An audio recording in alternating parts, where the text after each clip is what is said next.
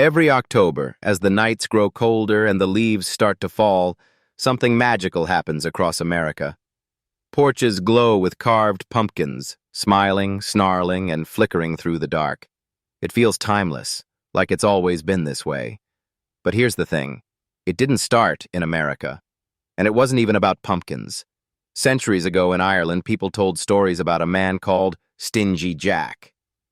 Jack was a clever trickster, a man who loved to drink but hated to pay. One night, he invited the devil himself to join him at a tavern. When the bill arrived, Jack convinced the devil to turn into a coin so he could pay.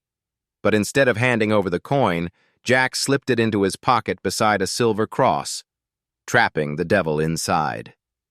After a while, Jack freed him, but only after making the devil promise never to take his soul to hell.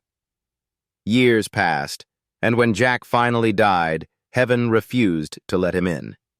He'd lived too selfishly, too deceitfully.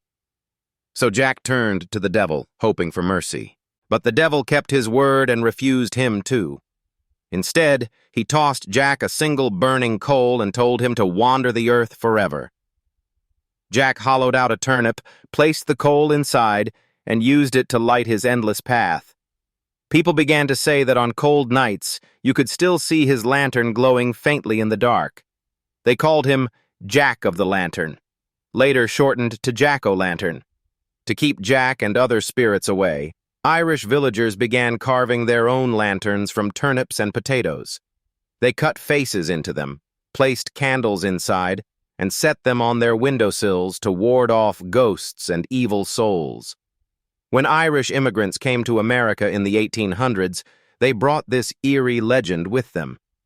But in their new land, they discovered something even better than a turnip: the pumpkin.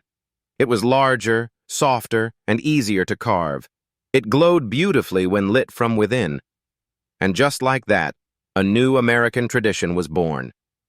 By the early 1900s, families across the country were carving pumpkins every Halloween.